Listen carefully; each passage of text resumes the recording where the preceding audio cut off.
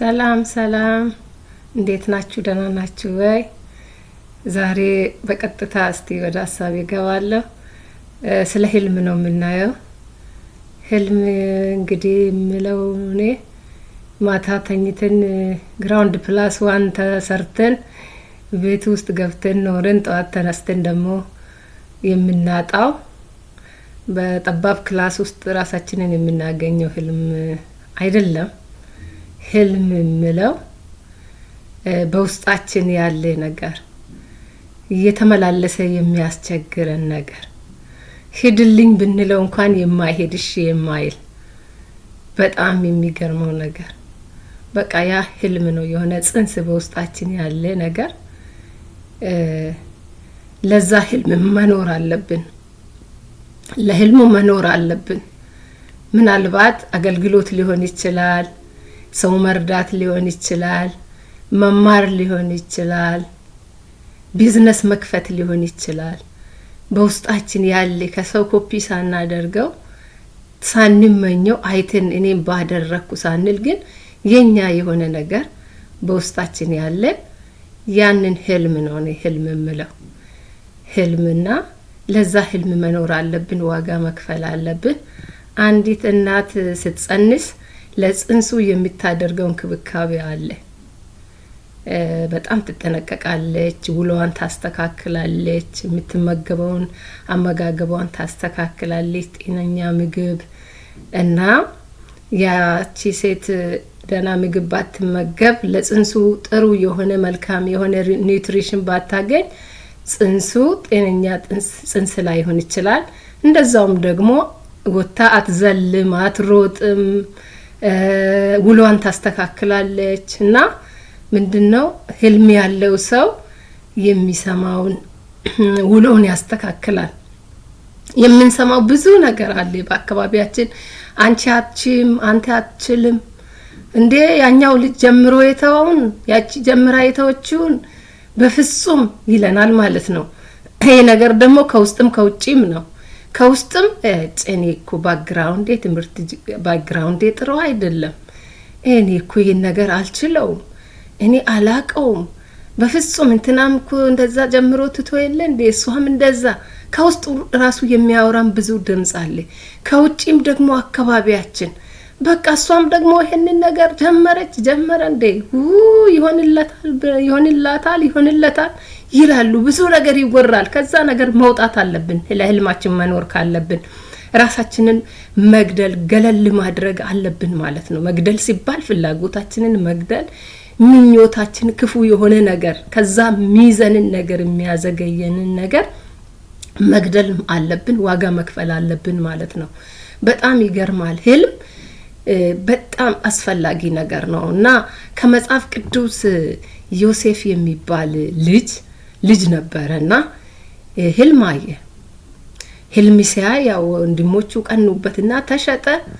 ያው ዘፍጥረት መጽሐፍ ቅዱስ የምናነብ ዘፍጥረት 50 ላይ ይገኛል። ተሸጠ። ከዛ ብዙ መከራ አጋጠመው፣ ብዙ ችግር አጋጠመው። ከዛ ህልም ሊያስጨነግፍ የሚችል ነገር እንዳይሳካ እንዳይሆን የሚያደርግ በጣም ከባድ ቻሌንጅ አጋጠመው። ግን ያንን ቻሌንጅ አለፈው። የሚገርማችሁ ነገር አልፎ በጣም በቃ ተባረከ።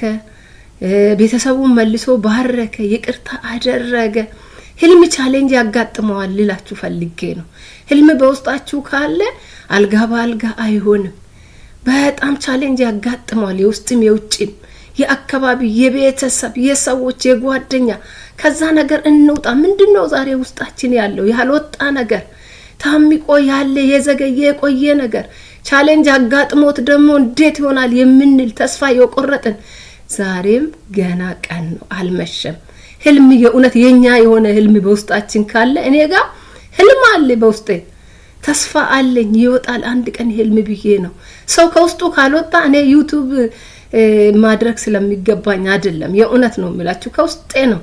በውስጤ ያለው ህልም አለ። ህልሜን እኖረዋለሁ፣ ህልሜን እፈጽመዋለሁ፣ ህልሜ ጋር ደርሳለሁ። ሰዎች የሚሉኝን አልሰማ፣ ሁኔታ የሚለውን አልሰማ፣ እደርሳለሁ ማለት ነው።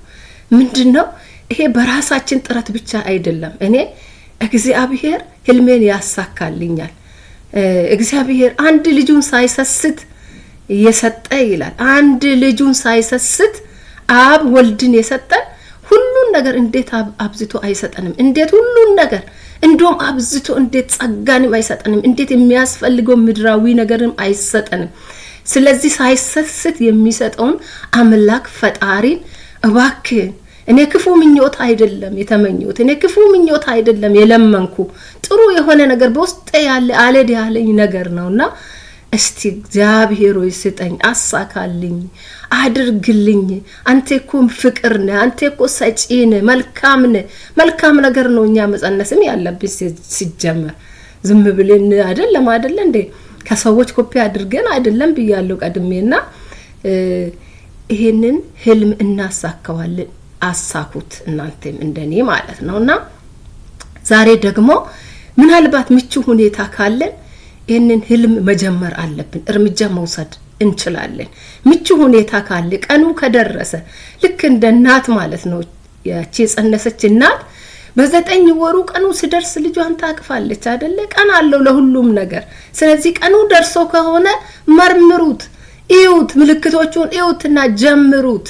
በቃ እርምጃ ውሰዱ ነው የምላችሁና በጣም ደስ ይላል። ዛሬ እኔ በእውነት ይሄ ነገር በውስጤ በጣም ስለተቀመጠ አጭር ቪዲዮ ነው፣ አዲስ ዩቲዩብ ነው። እስቲ ህልም ካላችሁ ስለ እውነት እስቲ ህልም ካላችሁ ህልማችሁን እስቲ በኮሜንት ጻፉልኝ።